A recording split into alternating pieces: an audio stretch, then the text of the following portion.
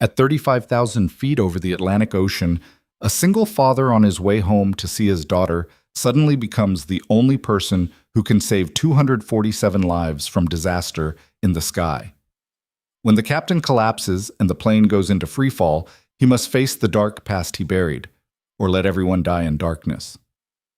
This is the story of the hardest choice in one man's life. Stay until the end, hit like, and leave a comment with your city so I know how far this story has traveled. Now, let's begin. The overhead bins rattled as turbulence knocked Daniel Hayes awake for the third time in an hour. His neck ached from the angle he'd been slouched at, forehead pressed against the cold window. Outside, nothing but black. No stars, no moon, just the dark Atlantic stretching endlessly below. He shifted in his seat, trying to ignore the discomfort shooting through his lower back. Economy on a red-eye wasn't meant for someone 6'2", especially not when every muscle in your body was already screaming from a double shift loading cargo containers at Heathrow. But the ticket had been cheap, and cheap was all that mattered when you were counting every dollar to keep the lights on back home.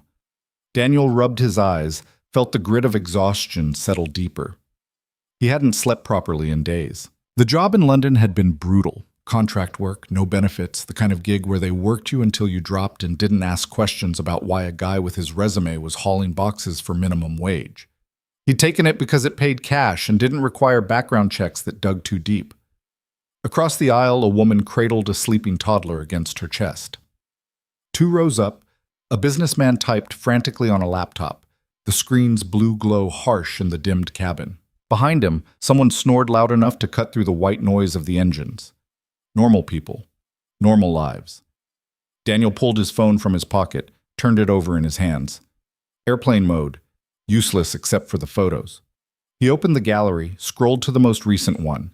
Emma, his daughter, grinning, gap-toothed at the camera, her blonde hair pulled into pigtails that stuck out at odd angles because she'd insisted on doing them herself. She was 7 now. 7. And he'd missed her birthday because of this damn trip. He'd called her before boarding, promised he'd be home by dinner time tomorrow. She'd made him swear. Pinky promise, Daddy? Her little voice crackling through the airport Wi-Fi connection. You always keep your pinky promises. He'd sworn. He always did. Daniel closed the photos, pocketed the phone, and tried to settle back into the seat. Sleep wasn't coming, but he could at least rest his eyes. The flight attendants had dimmed the cabin lights an hour ago, and most passengers had given up fighting consciousness. The hum of the engines was almost soothing if you let it be. Almost. He was just starting to drift when the PA system crackled to life. Ladies and gentlemen, this is your captain speaking. The voice was tight, strained. Daniel's eyes snapped open. We're experiencing some technical difficulties with our navigation systems. Nothing to be concerned about at this time, but as a precaution, we're going to need everyone to return to their seats and fasten their seatbelts. Around the cabin, heads lifted. A few passengers exchanged nervous glances. The businessman closed his laptop. Daniel's jaw tightened. He'd flown enough to know what technical difficulties sounded like when it was serious. The captain's voice had that edge, controlled but barely. The seatbelt sign dinged on. A flight attendant moved quickly down the aisle, checking that everyone was buckled in. Her smile was professional, but her eyes gave her away. She was scared. The plane shuddered, a deeper vibration than the turbulence from before. Daniel gripped the armrests. Across from him, the woman with the toddler pulled her daughter closer. Then the PA crackled again. This is First Officer Brennan, a younger voice this time, male, trying for calm and missing by a mile. We need to make an urgent announcement. If there is anyone on board with advanced piloting experience, military, commercial, any background in operating large aircraft, please identify yourself to a flight attendant immediately. The cabin went dead silent. Daniel felt his stomach drop. I repeat, the first officer continued, voice cracking slightly. If anyone on board has flight training or combat aviation experience, we need you to come forward now. Someone gasped. A man 3 rows up stood halfway out of his seat, looking around wildly. What the hell is going on? Sir, please sit down, a flight attendant said, her voice shaking. Is the captain okay? A woman called out. No answer. The plane tilted slightly to the left, corrected, tilted again. The overhead bins groaned. A carry-on bag slid loose and hit the floor with a thud. Panic rippled through the cabin like a live wire. Daniel sat frozen, his heart hammering against his ribs. He stared at the seat in front of him, every instinct screaming at him to stay quiet, stay invisible. This wasn't his problem. This wasn't his world anymore. He'd left that behind. "Please," the first officer's voice came again, and this time it was barely holding together. "If anyone has experience, we need you now. The captain is unconscious, and I—" A pause. A breath. "I need help." The woman across the aisle locked eyes with Daniel. "Do you know how to fly?" He looked away. "Does anyone know how to fly?" someone shouted from the back. Silence. Heavy, suffocating silence. Daniel closed his eyes. He could see Emma's face, hear her voice. Pinky promised Daddy. He'd sworn he was done. After everything that happened, after the discharge, the nightmares, the years spent trying to bury who he used to be, he'd sworn he'd never go back. Flying wasn't just a skill he'd walked away from. It was a part of himself he'd cut out and locked away because keeping it meant keeping the rest, and the rest had nearly destroyed him. But Emma needed him to come home, and these people needed someone who could get them there. The plane lurched violently to the right. Someone screamed, the lights flickered. Daniel's hands were shaking when he unbuckled his seatbelt and stood. Every head in the cabin turned toward him. A flight attendant rushed over, a young guy with wide eyes and sweat beading on his forehead. "Sir, you need to—" "I have experience," Daniel said quietly. The attendant blinked. "You're a pilot?" "I was." "Military?" Daniel nodded once. The attendant grabbed his arm. "Come with me, now." They moved fast, pushing through the aisle as the plane rocked beneath them. Passengers stared. Some looked hopeful. Others just looked terrified. Daniel kept his eyes forward, his breathing shallow. His mind was already racing ahead, cataloging possibilities, outcomes, failure points. He hadn't touched a yoke in 8 years. They reached the cockpit door. The attendant knocked twice, then pushed it open. Inside, it was chaos. The captain, a gray-haired man in his 50s, was slumped in his seat, unconscious, an oxygen mask half covering his face. His skin was ashen, his breathing labored. The first officer, a kid who couldn't have been more than 25, sat rigid in the co-pilot seat, his hands white-knuckled on the controls. His face was pale, slick with sweat, and the instrument panel was lit up like a Christmas tree from hell. Red lights, yellow lights, alarms chiming in overlapping tones. The altitude indicator was dropping, airspeed fluctuating. The autopilot indicator was dark. "Jesus," Daniel breathed. The first officer turned, eyes desperate. "You're a pilot?" "I was. A long time ago." "I don't care how long ago. I need help. The captain collapsed 10 minutes ago. Heart attack, maybe a stroke, I don't know. And we've got dual hydraulic failure, navigation's out, and the autopilot won't engage. I can barely keep us level." Daniel stepped closer, his eyes scanning the panel. Dual hydraulic failure. That meant manual control only, and even that was compromised. No autopilot meant the first officer had been hand-flying a 767 for the last 10 minutes, probably with degraded control response. "What's your name?" Daniel asked.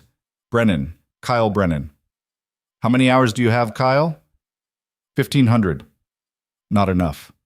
Not nearly enough for this." "Okay," Daniel said, forcing his voice steady. "How long until we lose altitude completely?" "I don't know, 20 minutes, maybe less. The hydraulics are bleeding out and I'm losing control authority fast." Daniel leaned over the captain, checked his pulse. Weak, but present.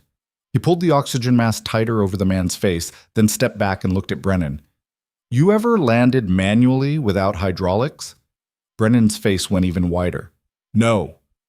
"You ever landed in a full systems failure?" "No." "Then move over." Brennan stared at him. "What?"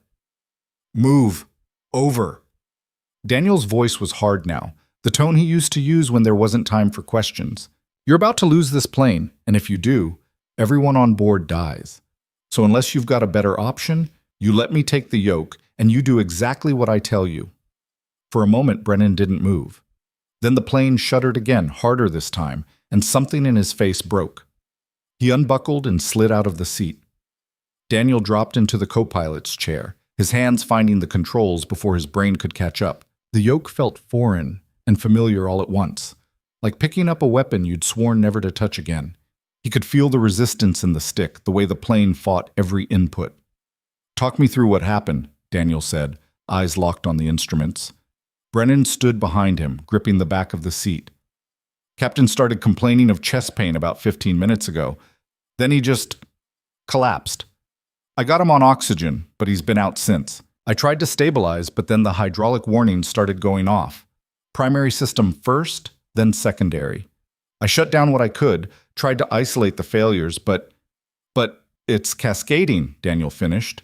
He scanned the hydraulic pressure gauges. Both were dropping fast. "You've got maybe 10, 15 minutes before you lose all control surfaces. Can we make it to an airport?" Daniel pulled up the navigation display. It was flickering, barely functional, but he could see their position.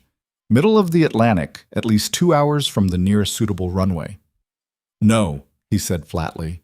Brennan's breath hitched. "So what do we do?" Daniel didn't answer right away. He was running calculations, weighing options that all ended badly. A 767 with no hydraulics was essentially a brick with wings. You couldn't steer it, couldn't control the descent, couldn't flare for landing. The best you could hope for was to aim it at something flat and pray. But they were over the ocean. "We ditch," Daniel said. "In the ocean? It's our only shot. We'll break apart on impact. Maybe, but if we stay in the air, we're dead for sure." Daniel adjusted the throttles, trying to maintain altitude while the hydraulics bled out. "How many souls on board?" 247, passengers and crew. 247 people who had no idea they were about to crash into the Atlantic. Daniel's hands tightened on the yoke. "Listen to me, Kyle," he said, his voice low and even. "We're going to do this step by step. First, you're going to get on the PA and tell the cabin crew to prep for an emergency water landing. Full evac procedures, life vests, the whole drill. Do not, and I mean do not, let anyone panic. Keep it calm. Keep it controlled." Brennan nodded, his face set. He grabbed the PA handset. "Then," Daniel continued, "you're going to come back here and help me fly this thing. I'll handle pitch and power, you manage what's left of the systems. We're going to bring her down as gently as we can, and then we're going to get everyone off before she sinks. And if we can't?" Daniel met his eyes. "Then we don't." Brennan swallowed hard, then keyed the PA. His voice, when it came through the speakers, was steadier than Daniel expected. "Ladies and gentlemen, this is First Officer Brennan. We are preparing for an emergency water landing. Please follow all instructions from the cabin crew. Put on your life vests, secure all loose items, and assume the brace position when instructed. Remain calm. We are trained for this." The cabin erupted. Even through the closed cockpit door, Daniel could hear the screams, the shouts, the chaos spreading like wildfire. He blocked it out. He had to. There was no room in his head for their fear, not when he needed every ounce of focus just to keep the plane in the air. The hydraulic pressure gauges hit 0. The yoke went slack in his hands. "We just lost everything," Brennan said, his voice tight. Daniel pulled back on the throttles, feeling the engines respond. That was all he had left now, thrust and gravity. He could use the engines to steer, could adjust pitch by changing power, but it was flying by Braille in the dark. "Altitude?" he asked. 32,000 feet, descending at 800 feet per minute. Too fast. They'd hit the water like a missile at this rate. Daniel pushed the throttles forward slightly, trying to slow the descent. The plane shuddered, the airframe groaning under the strain. Every instinct he had screamed that this wasn't going to work, that there were too many variables, too many things that could go wrong. But Emma's face was in his head. "Pinky promise, Daddy." He'd made a lot of promises in his life. Broken most of them. But not that one. Not to her. "Kyle," he said, "I need you to pull up the ditching checklist. Everything by the book. We're going to run through it, and then we're going to put this plane down in one piece." Brennan grabbed the manual, his hands shaking as he flipped through the pages. Outside the cockpit window, the black Atlantic waited, and Daniel Hayes, a man who'd sworn never to fly again, tightened his grip on the yoke and started counting down the minutes until impact. The plane fell through the night sky like a wounded bird. Daniel's focus narrowed to the instruments in front of him, the feel of the throttles under his palms, the subtle shifts in the aircraft's pitch as he adjusted power. No autopilot, no hydraulics, just raw thrust and physics. Brennan read through the ditching checklist, his voice mechanical. Fuel dump. Can't, Daniel said. We need the weight to slow us down on impact. If we're too light, we'll skip across the surface and break apart. The manual assumes we have control surfaces. We don't. Skip it. Brennan hesitated, then moved on. Flaps and slats. Inoperative. Gear up. Already is. They went through the list, checking off items that either didn't apply or couldn't be done. Every step was a reminder of how screwed they were. Cabin secure? Daniel glanced at the door. Beyond it, the cabin was in controlled chaos. Flight attendants were shouting instructions, moving through the aisles, checking seatbelts and life vests. Passengers were crying, praying, holding each other. A few were eerily calm, staring straight ahead with the blank expressions of people who'd already accepted what was coming. Secure as it's going to be, Daniel muttered. The altitude indicator ticked down, 28,000 feet, 26, 24. We're descending too fast, Brennan said. I know. We need to slow down. I'm trying. Daniel pushed the throttles forward again, coaxing more thrust from the engines. The descent rate eased slightly, but not enough. They were still falling at over 600 feet per minute, and the ocean was coming up fast. What's our airspeed? Daniel asked. 240 knots. Too fast. They needed to be under 200 for a survivable ditching, but without flaps, they couldn't slow down without stalling. Daniel did the math in his head. They had maybe 12 minutes before impact. 12 minutes to figure out how to land a plane with no control, no hydraulics, and no room for error. Kyle, he said, his voice steady, I need you to do something for me. What? I need you to go back into the cabin and make sure the flight attendants know what's about to happen. Tell them we're going to hit hard. Tell them to brace everyone as tight as they can, and once we're down, they've got maybe 2 minutes to get everyone out before we start taking on water. Brennan's face went pale.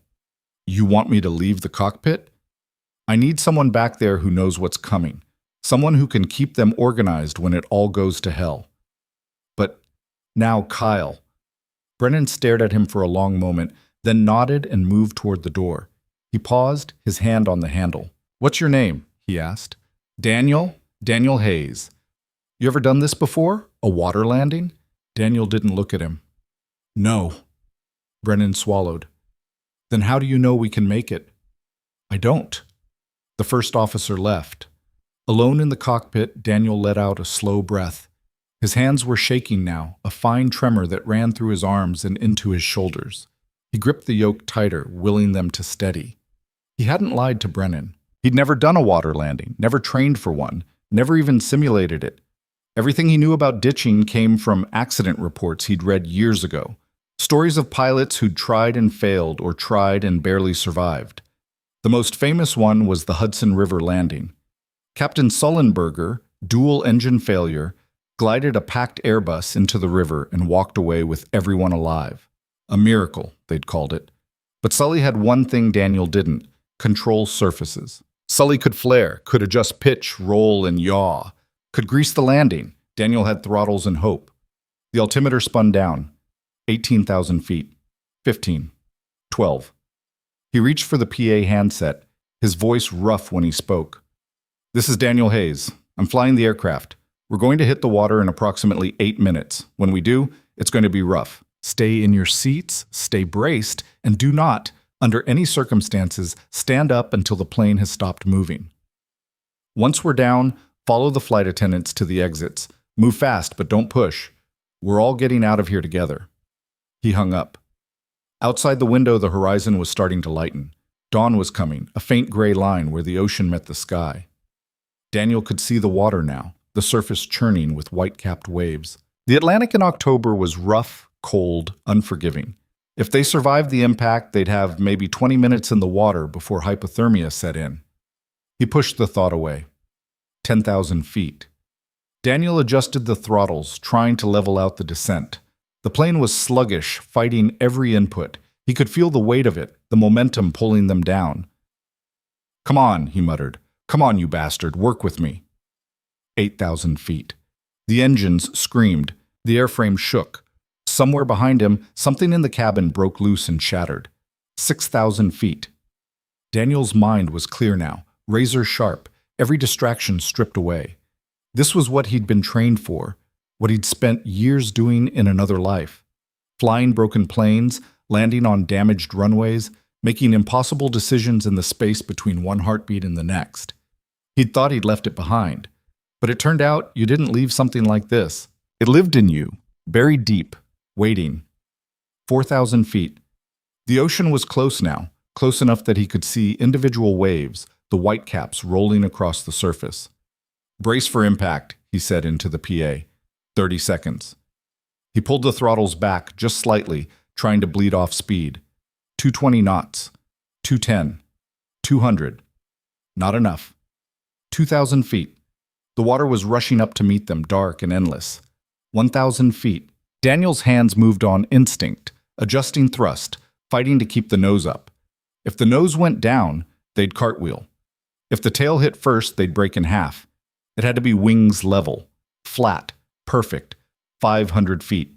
He could see the waves clearly now, rolling swells 6, 7 feet high. "Emma," he whispered. "I'm sorry." 200 feet, 100, 50. The plane hit the water like a bomb. The impact was instantaneous, violent, total. The nose slammed down, and the entire airframe shuddered, as if it had been hit by a giant fist. Daniel's head snapped forward against the restraints, his vision whiting out for a split second. The yoke was torn from his hands, metal screamed, glass shattered, water exploded across the windshield. The plane skipped once, twice, then plowed forward, carving a trench through the ocean. The deceleration was crushing, brutal, slamming Daniel back into his seat. His ribs screamed. His neck whipped sideways, and then suddenly they stopped. The silence was deafening. Daniel blinked, trying to focus. His vision was blurred, his ears ringing. He tasted blood. Around him, the cockpit was destroyed. The windshield was cracked, spider-webbed with fractures. The instrument panel was dark. Sparks flickered from a shorted wire near his feet. He was alive. He unbuckled, his hands clumsy and shaking, and pushed himself out of the seat. His legs nearly gave out, but he caught himself on the back of the captain's chair. The captain, still unconscious, but breathing. Daniel stumbled to the cockpit door, yanked it open. The cabin was chaos. Overhead bins had burst open, spilling luggage into the aisles. Oxygen masks dangled from the ceiling. Passengers were screaming, crying, some of them bleeding from cuts and bruises. But they were moving. They were alive. "Evacuate!" a flight attendant shouted. "Everyone to the exits, now!" Daniel pushed his way forward, his body moving on autopilot. He could feel the plane settling, water rushing into the fuselage from somewhere below. They were sinking. He reached the nearest exit, where a flight attendant was already inflating the emergency slide raft. Passengers were jumping, splashing into the dark water, scrambling to grab hold of the raft. "Go," Daniel shouted, grabbing a man frozen in the aisle. "Move now!" The man stumbled forward and jumped. One by one, they got them out. Daniel stayed at the door, pulling people forward, pushing them toward the exit. His mind was numb, his body running on fumes and adrenaline.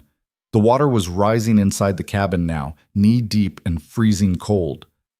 "Last one!" the flight attendant yelled. Daniel looked back. The cabin was empty except for the captain, still strapped into his seat in the cockpit. "Go," Daniel told the attendant. "I'll get him." "Sir." "Go!" She jumped. Daniel slogged through the water, back to the cockpit. The plane was tilting now, the nose dipping lower. He had maybe a minute before it went under completely. He unbuckled the captain, hauled him up and over his shoulder. The man was dead weight, heavy, and limp. Daniel's legs shook as he carried him back through the cabin, the water now waist-deep and rising fast. The exit was just ahead. He reached it, shoved the captain through the opening, and jumped after him. The cold hit him like a punch. The Atlantic in October was brutal, numbing his skin almost instantly. He kicked hard, pulling the captain with him toward the nearest raft. Hands reached down, grabbed them both, hauled them up.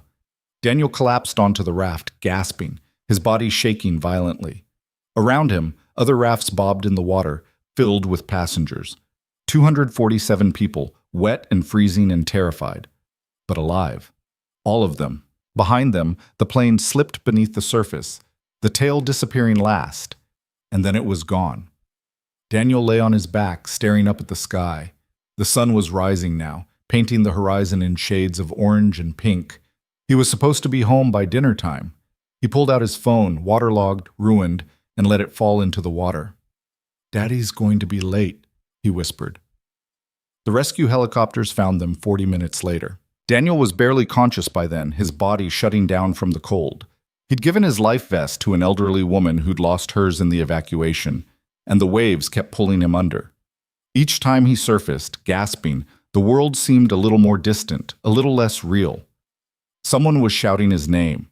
Kyle Brennan, clinging to the edge of a raft 20 feet away, his face raw with cold and fear. "Hayes, stay awake! They're here!" The thrum of rotor blades cut through the air. Daniel tilted his head back, saw the belly of a Coast Guard helicopter hovering overhead, the downwash whipping the water into a frenzy. A rescue swimmer dropped from the side door, hit the water, and started swimming toward the nearest raft. Daniel let himself sink a little deeper. His legs had stopped working. His arms felt like lead. A hand grabbed his collar, yanked him up. The swimmer, a woman, her face barely visible behind the helmet and goggles, locked an arm around his chest and started kicking toward the helicopter's basket. "I got you," she shouted over the noise. "Don't fight me." He didn't have the strength to fight anything.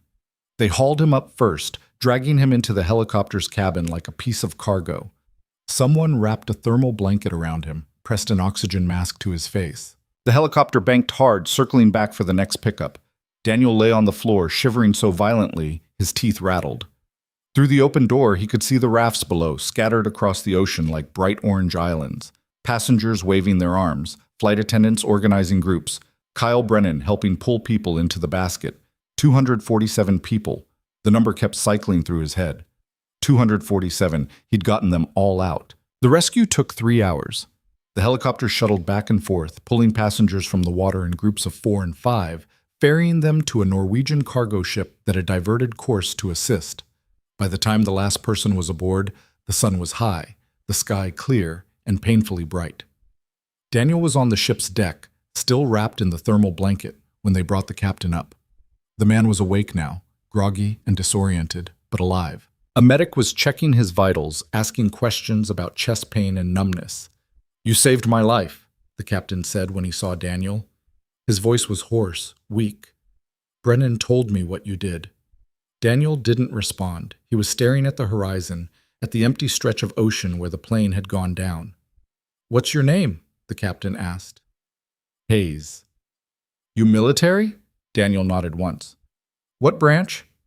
"Air Force, a long time ago." The captain studied him, his eyes sharp despite the exhaustion. "You don't just walk away from flying like that. What happened?" "I made a choice," Daniel said flatly, "and then I lived with it." Before the captain could press further, a crew member approached with a satellite phone. "Mr. Hayes, there's a call for you. They said it's urgent." Daniel frowned, took the phone. "Hello? Daddy?" His heart stopped. "Emma?" Her voice was small, shaky, like she'd been crying. "They said your plane crashed. They said people died." "No, baby, no one died. Everyone's okay. I'm okay." "But you promised." Her voice cracked. "You pinky promised you'd come home." Daniel closed his eyes, his throat tightening. "I know, sweetheart. I know I did." "Are you still coming?" "Yeah, I'm still coming. It's just going to take a little longer, okay?" She sniffled. "How much longer?" "I don't know yet. But I'll be there, I swear." There was a pause. Then quieter. "Daddy, were you scared?" He looked down at his hands. They were still shaking. "Yeah, Em, I was. But you did it anyway?" "I had to." "Because of me?" "Because of everyone. But yeah, mostly because of you." Another sniffle, then, "Okay, I'll wait. But you have to call me every day until you get home." "Deal." "And Daddy?" "Yeah?" "I'm proud of you." His chest constricted. He couldn't speak for a moment, couldn't trust his voice not to break. "I love you, Emma," he managed finally. "I love you too." The line went dead. Daniel handed the phone back, his hand trembling. The crew member hesitated, then left him alone. Around him, the deck was organized chaos. Passengers were being triaged, the injured separated from the uninjured.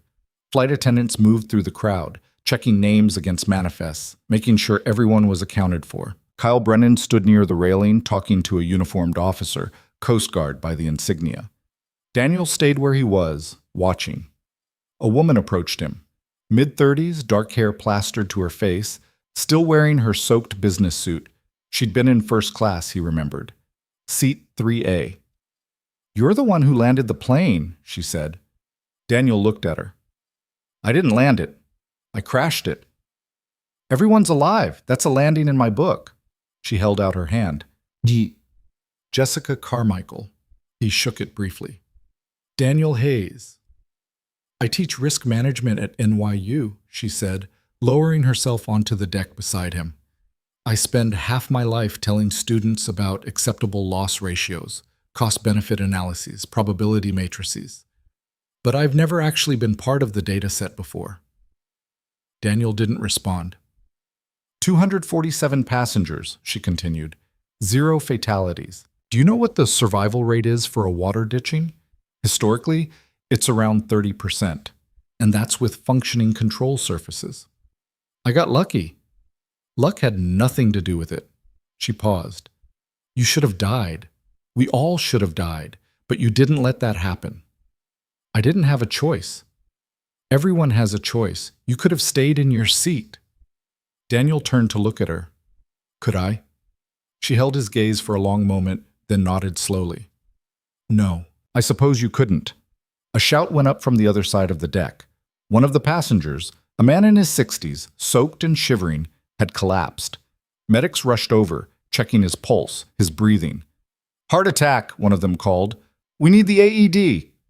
Daniel stood, his legs unsteady, and moved toward the commotion. The medics had the man on his back, tearing open his shirt. One of them grabbed the defibrillator, started prepping the paddles. Clear! The man's body jerked. No response. Again, clear! Another shock. This time the heart monitor beeped. Slow, irregular, but there. The medic exhaled hard. We got him! Daniel stepped back, his chest tight. Too close. They'd come too damn close. Jessica was beside him again. You okay? Fine. You don't look fine. I'm always fine. She didn't push. Smart woman. Kyle Brennan appeared, his face pale but determined. Hayes, Coast Guard wants to talk to you. About what? Everything. The crash, the landing, what happened in the cockpit. They're launching a full investigation. Daniel's jaw tightened. Of course they were. A plane didn't just fall out of the sky with dual hydraulic failure for no reason. Someone would want answers. Where? He asked. Below deck, captain's quarters.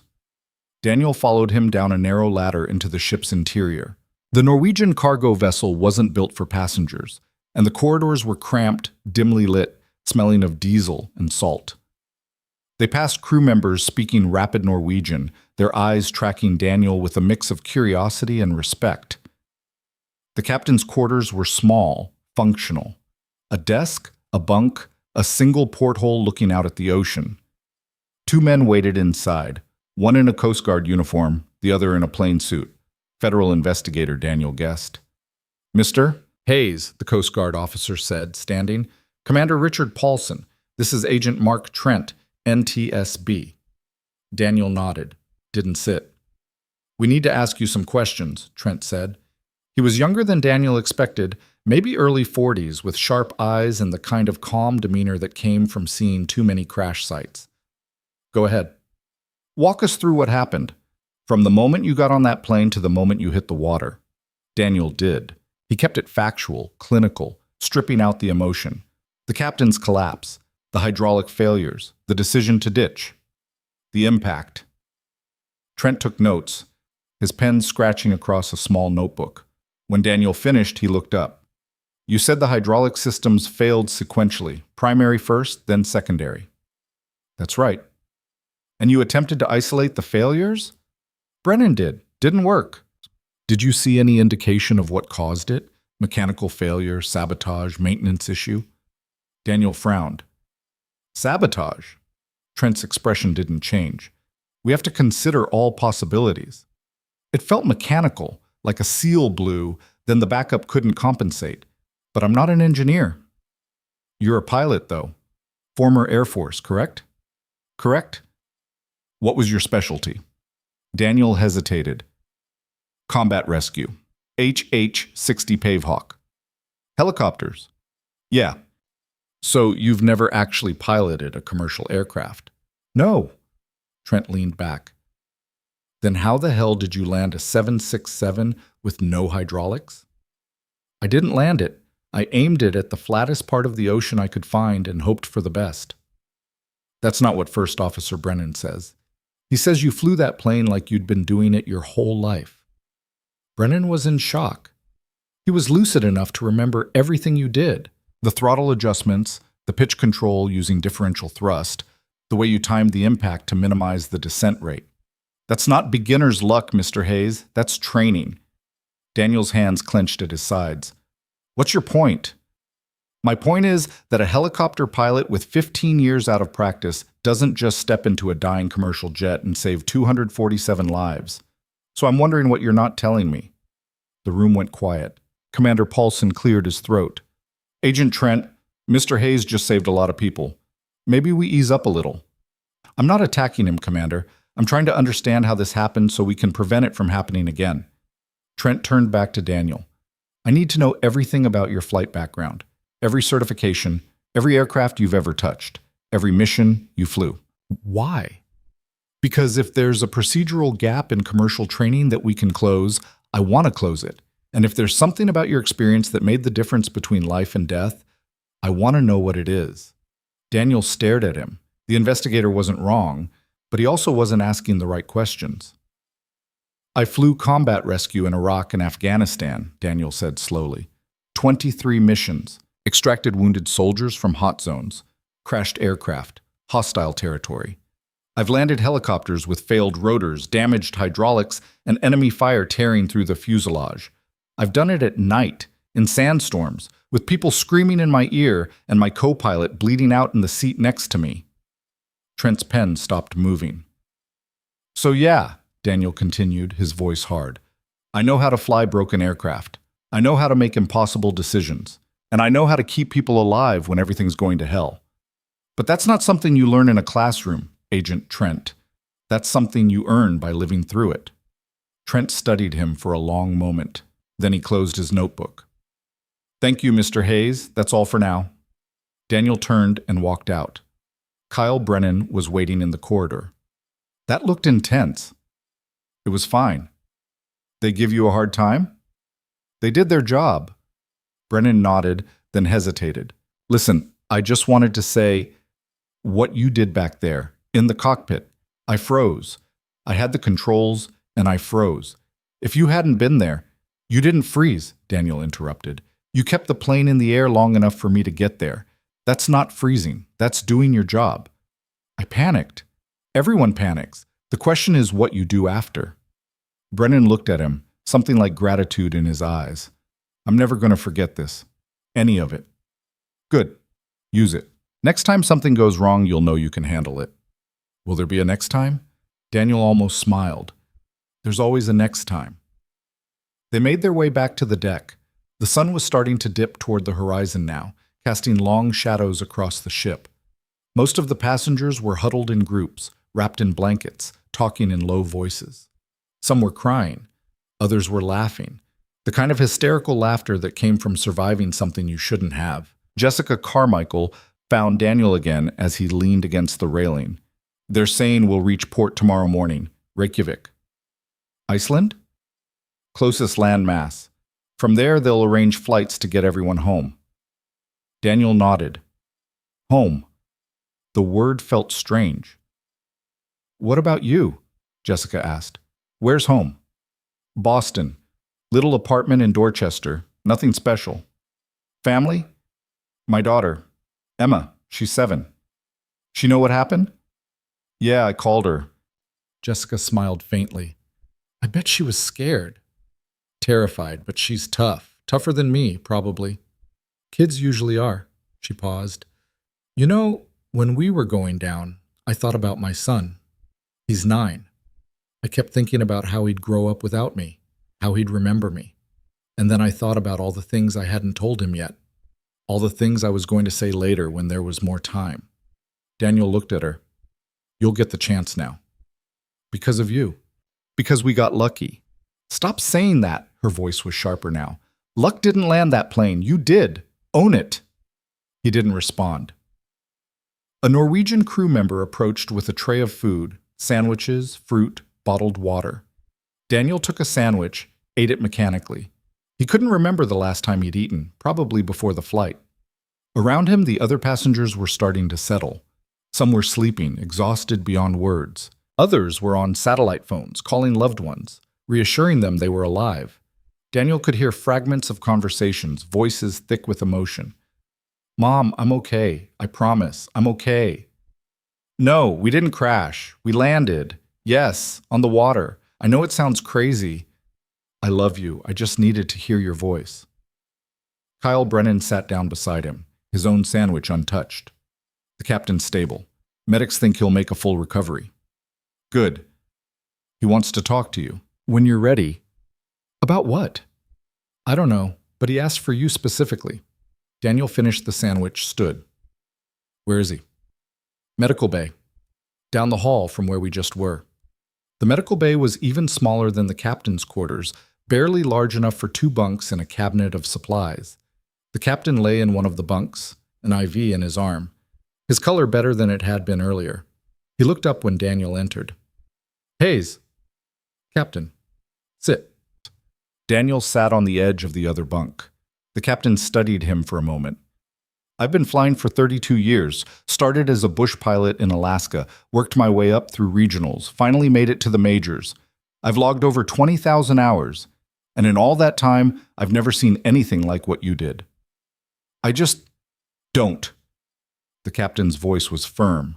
Don't diminish it. You saved my life. You saved everyone's life. And you did it with grace under pressure that most pilots will never have. Daniel looked down at his hands. I need to know something, the captain continued. Why'd you walk away? From flying, I mean. Brennan said you've been out for 8 years. Daniel's jaw tightened. Personal reasons. That's not an answer. It's the only one I've got. The captain sighed. Listen, I don't know what happened to you, and I'm not going to push, but I do know this. You're one of the best natural pilots I've ever seen, and the world needs people like you in the cockpit. I'm not going back. Why not? Because I swore I wouldn't. To who? Daniel met his eyes. To myself. And to my daughter. The captain nodded slowly. Fair enough. But just so you know, if you ever change your mind, I'll personally write you a recommendation for any airline in the world. Hell, I'll make the calls myself. I appreciate that, but it's not going to happen. We'll see. Daniel stood. You should rest. Hayes.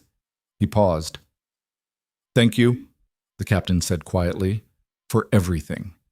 Daniel nodded and left. The night came cold and dark. The Norwegian ship cut through the water, its engines a steady thrum beneath the deck. Daniel found a quiet corner near the stern, away from the other passengers, and sat with his back against the railing.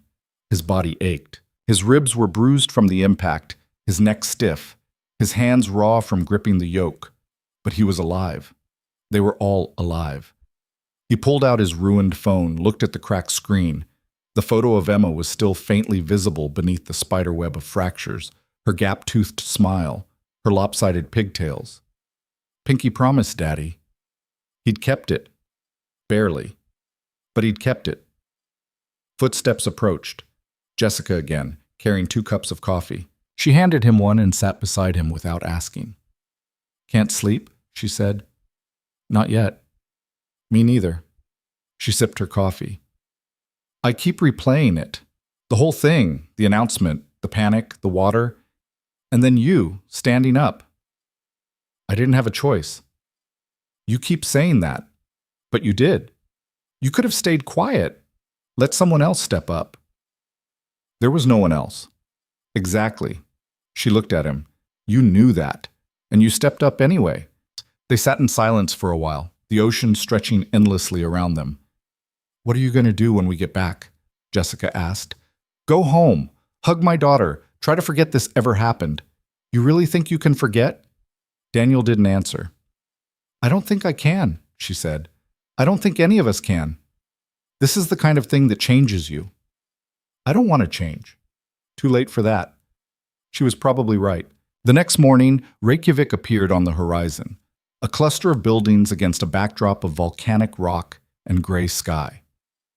The Norwegian ship docked at the commercial port, and within minutes, the dock was swarming with emergency personnel, journalists, and airline representatives. Daniel stayed back, letting the other passengers disembark first. He watched them go, saw the way they hugged their families, the way they cried and laughed and held each other like they'd never let go. Kyle Brennan stopped beside him. You coming? In a minute. The airline's arranging hotels, flights home, they'll take care of everything. Good. Brennan hesitated. You going to be okay? Daniel looked at him. Yeah, I'll be fine. If you ever need anything, I know. Thanks, Kyle. The first officer nodded and walked down the gangway. Daniel was the last one off. When his feet hit the dock, a wave of exhaustion hit him so hard he nearly stumbled. A medic caught his arm. Sir, you need to be checked out. I'm fine. You're hypothermic, dehydrated, and probably concussed. You need medical attention. Daniel let them lead him to an ambulance. Let them check his vitals, wrap him in another blanket, push fluids through an IV. He answered their questions on autopilot, his mind somewhere else. He was supposed to be home by dinner time. Instead, he was in Iceland, barely holding himself together. A reporter tried to approach him, microphone in hand, but a police officer blocked her path. Daniel was grateful. He didn't have words for what had happened. Not yet. Maybe not ever. They kept him overnight at a hospital in Reykjavik for observation. The next morning, the airline put him on a flight to Boston, first class, upgraded without asking. He slept the entire way, dreamless and heavy. When he landed at Logan, Emma was waiting. She was with his sister Claire, who'd driven up from Providence to get her. The moment Emma saw him, she broke free and ran. Daniel dropped to his knees and caught her, holding her so tight he could feel her heartbeat against his chest. You're home, she whispered. I'm home. She pulled back, looked at his face. You look different. Do I? Yeah. Tired. But, I don't know. Different. He smoothed her hair. I'm okay, Em. I promise. Claire approached, her eyes red. Danny, thank you for coming back. He stood, pulled her into a hug. Thanks for watching her. Always. They drove home in silence. Emma sat in the back seat, holding his hand the entire way. When they pulled up to the apartment, Daniel looked at the building, old, worn, nothing special, and felt something shift inside him. He was home. But the man who'd left on that flight wasn't the same man who'd come back, and he had no idea what that meant.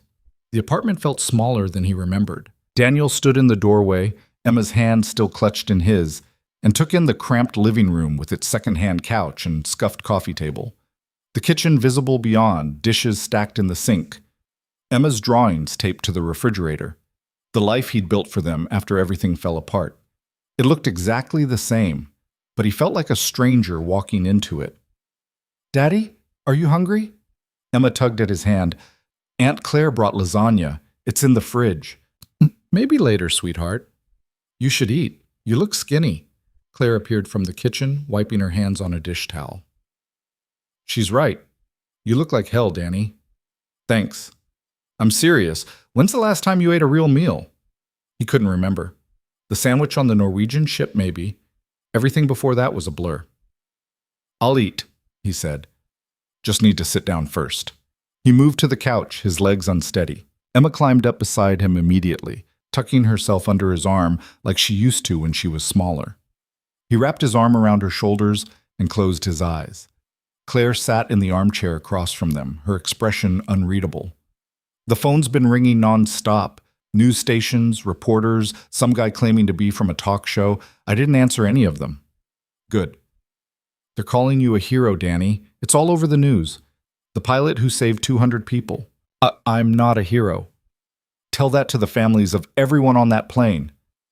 He didn't respond. Emma shifted against him, her small body warm and solid.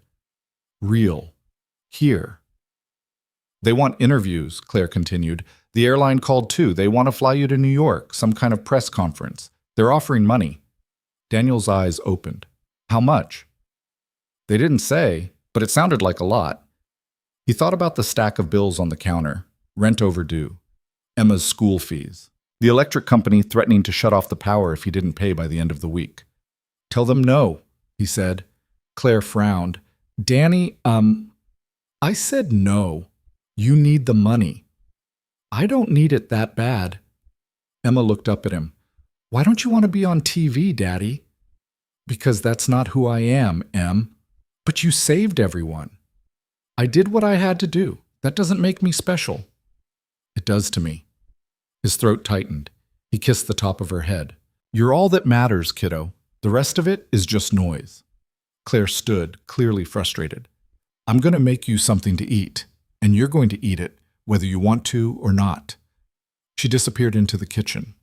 Emma snuggled closer. Daddy? Yeah? Were you really scared? When the plane was falling? He considered lying, considered telling her he had everything under control, that he knew exactly what he was doing. But Emma was too smart for that. She could read him better than anyone. Yeah, he said quietly. I was really scared. What did you think about? You. I thought about you. Did that make you less scared? No. It made me more scared, because I was afraid I wouldn't make it back to you. She was quiet for a moment, then, but you did. Yeah, I did. So you're braver than you think. He almost smiled. Where'd you hear that? A movie. But it's true. Maybe it was. Or maybe he'd just gotten lucky. He still couldn't decide which. Claire returned with a plate, lasagna, still steaming, and a slice of garlic bread. She set it on the coffee table in front of him. Eat. He ate. It was good, rich and warm, and he realized halfway through how hungry he actually was. Emma watched him like she was making sure he finished every bite. When he was done, Claire took the plate back to the kitchen. Emma yawned, her eyes heavy. You should get some sleep, Daniel said. I'm not tired. Oh, yes, you are. I want to stay with you. I'm not going anywhere, Em. I'll be right here when you wake up. She hesitated, then nodded. He carried her to her bedroom, tucked her into bed, and sat on the edge of the mattress until her breathing evened out and she drifted off. When he came back to the living room, Claire was waiting. We need to talk, she said. About what? About what happens next. Daniel sat down heavily. Nothing happens next. I go back to work, I take care of Emma, and we move on. You really think it's going to be that simple? It has to be. Claire leaned forward, her elbows on her knees. Danny, you can't just pretend this didn't happen. The whole world knows your name now. Your face is on every news channel. People are going to recognize you. Let them. And when they do, when they start asking questions about who you are, where you've been, what you did before, what are you going to tell them? His jaw tightened. I'll tell them it's none of their business. That's not going to work. You know it won't. She was right. He hated that she was right. What do you want me to do, Claire? Go on TV and tell them my life story? Talk about the war, the missions, the discharge. They don't need to know any of that. Maybe they do. Maybe if you told this truth, you could finally stop running from it. I'm not running. Yes, you are. You've been running for 8 years. And now you're backed into a corner and you don't know what to do. Daniel stood, pacing to the window. Outside, the street was quiet, a few cars passing under the streetlights. Normal. Ordinary. I got out for a reason, he said, his voice low. I got out because I couldn't do it anymore. Because every time I closed my eyes, I saw the people I couldn't save. And I made a promise to myself and to Emma that I was done with that life. You saved 247 people, Danny. How is that not worth breaking that promise? Because it wasn't supposed to happen. He turned to face her, his voice rising. I wasn't supposed to be on that plane. I wasn't supposed to be in the cockpit. I was supposed to be invisible, just another guy trying to get home. And now everything I've worked for, everything I've built to keep Emma safe and stable, it's all at risk because people want to make me into something I'm not. Claire stood, her expression softening. You're scared. Of course I'm scared. Of what? He didn't answer right away. Couldn't. Of losing her, he said finally. Of her finding out who I really was. What I did. What I couldn't stop. She's not going to stop loving you, Danny. You don't know that. Yes, I do. Because I know Emma, and I know you. You're a good father. That's what she sees. That's what she'll always see. He wanted to believe her, but the doubt was there, gnawing at him. The next morning, Daniel woke to his phone buzzing on the nightstand. He'd fallen asleep on the couch, still in his clothes from the day before. His body ached, every muscle stiff and sore. He grabbed the phone. Unknown number. Hello? Mr. Hayes, this is Rebecca Marsh from the Federal Aviation Administration. I'm calling to inform you that we'll need you to come in for a formal debriefing regarding the incident on Flight 427. Daniel sat up, rubbing his face. When? As soon as possible. Tomorrow, if you can make it. We're conducting a full investigation, and your testimony is critical. Where? Our office in Boston. I'll send you the address. Fine. And Mr. Hayes, the NTSB will be present as well. Agent Trent specifically requested to be part of the interview. Of course he did. I'll be there, Daniel said, and hung up. Emma was awake, sitting at the kitchen table with a bowl of cereal. She looked up when he came in. Morning, Daddy? Morning, kiddo. Sleep okay? Yeah, you? Well enough. She studied him with those sharp eyes of hers. You have to go somewhere? Yeah, tomorrow. Just for a few hours. About the plane? Yeah. Are you in trouble?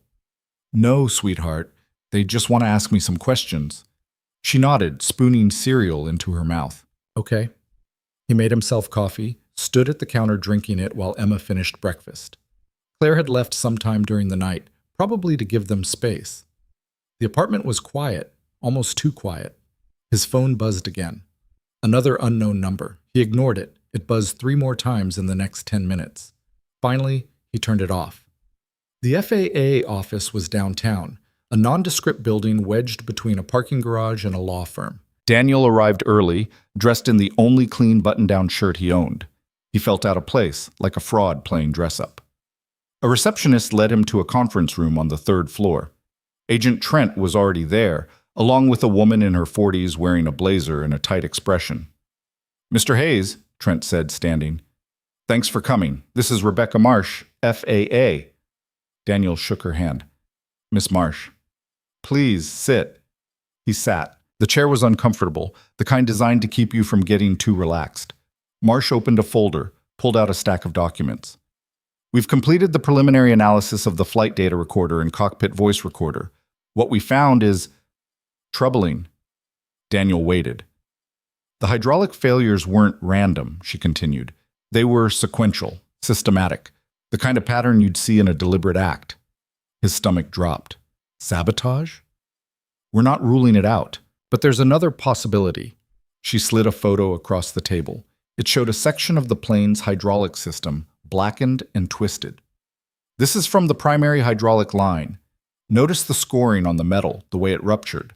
That's consistent with metal fatigue, not tampering. Trent leaned forward. The plane was overdue for a major inspection. The airline pushed it back twice to keep it in service. Daniel's jaw tightened. They knew it was failing? Not specifically, but they knew it needed maintenance and they delayed it, and that delay might have cost 247 people their lives. But it didn't, Daniel said flatly. They're all alive. Because of you, Marsh said. But that doesn't change the fact that this was preventable, and we need to hold the airline accountable. What does that have to do with me? We need you to testify, publicly, about what happened in the cockpit, what you observed, what you had to do to keep that plane in the air. Your testimony could be the difference between a slap on the wrist and actual consequences. Daniel looked at her, then at Trent. You want me to go after the airline. We want you to tell the truth, Trent said. If the truth hurts the airline, that's on them. And if I say no? Marsh's expression hardened. Then we'll proceed without you, but your refusal will be noted in the record, and people will ask why. Let them ask. Mr. Hayes, I'm not interested in being part of a witch hunt. I did what I had to do to save lives. What the airline did or didn't do before that flight, that's your problem, not mine. Trent stood. This isn't just about the airline. This is about making sure it doesn't happen again. You have a responsibility. I have a responsibility to my daughter, Daniel interrupted, his voice hard. That's it. I don't owe you anything. I don't owe the FAA anything. I got on a plane, it started falling apart, and I kept it from killing everyone on board. End of story. It's not that simple. It is to me. Marsh closed the folder. We can subpoena you. Then do it, but I'm not volunteering. He stood and walked out. His hands were shaking by the time he reached his car. He sat in the driver's seat, gripping the steering wheel, trying to steady his breathing. They wanted him to be the face of this, the hero who spoke out, who held the powerful accountable. But he wasn't a hero. He was just a guy trying to survive. When he got home, Emma was sitting on the front steps, her backpack beside her. "You're back," she said, relief clear in her voice. "Yeah. How was school?" "Fine. We learned about fractions." "Fun." "Not really." She stood, picked up her backpack. "Daddy, some people were here earlier." Daniel frowned. "What people?" "Reporters, I think. They had cameras. Aunt Claire told them to leave, but they took pictures anyway." His chest tightened. "Did they talk to you?" "One lady tried. She asked if you were my dad."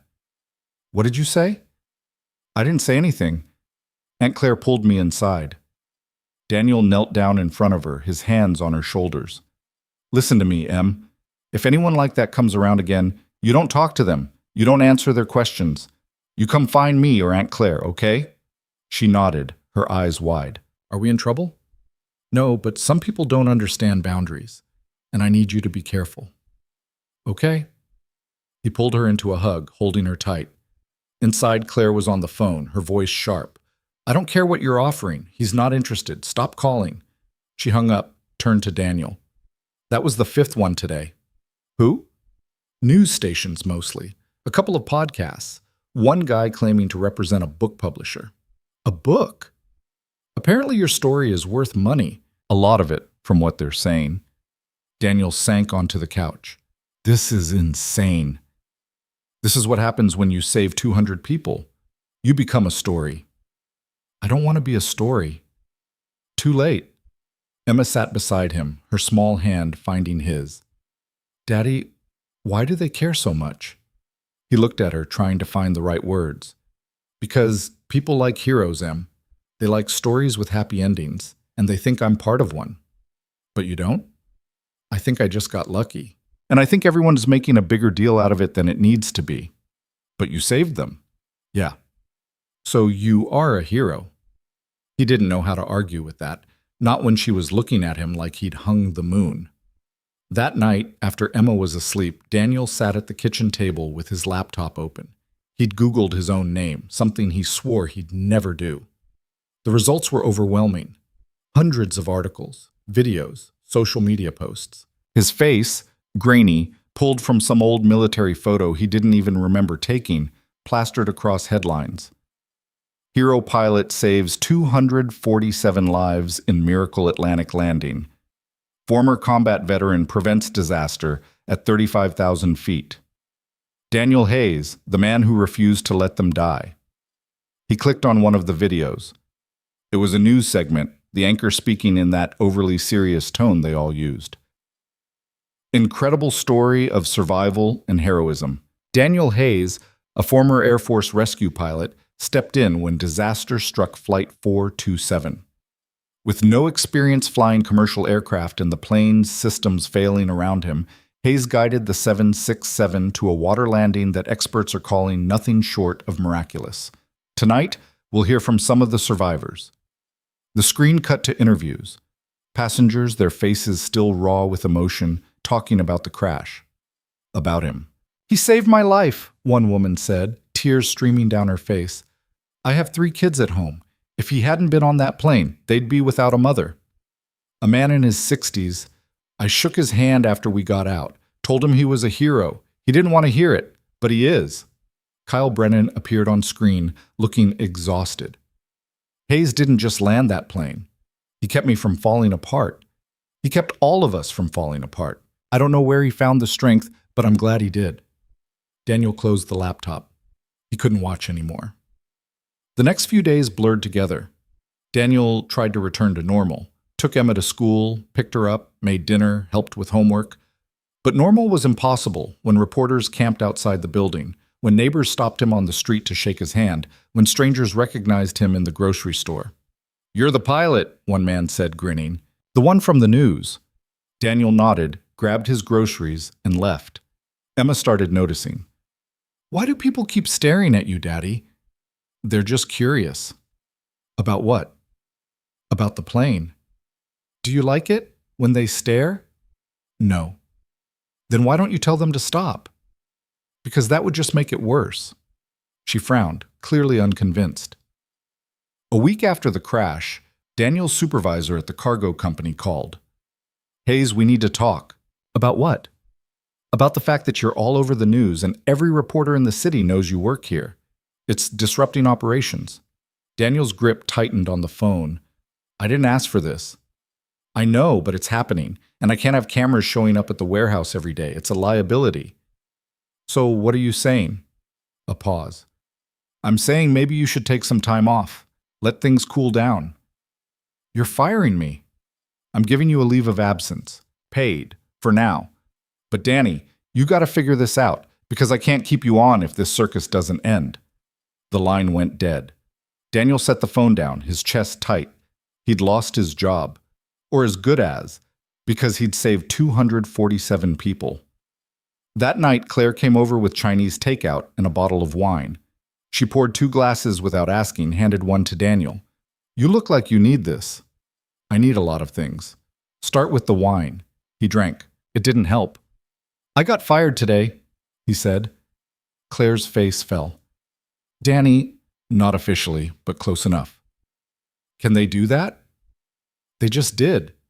She cursed under her breath. "What are you going to do?" "I don't know." "You have to do something. You have bills, Emma's school." "I know." "Then maybe you should take one of those offers. The interviews, the book deal, whatever. At least it'd be money." "I'm not selling my story, Claire." "Why not? It's your story. You lived it." "Because the second I do that, I stop being Emma's dad and start being the guy from the plane. And I can't—" His voice cracked. "I can't lose her to this." Claire reached across the table, squeezed his hand. "You're not going to lose her. She loves you. That's not going to change." "You don't know that." "Yes, I do." He wanted to believe her, but the fear was there, clawing at him. Later, after Claire left, Daniel stood in Emma's doorway, watching her sleep. Her face peaceful, her blonde hair spread across the pillow.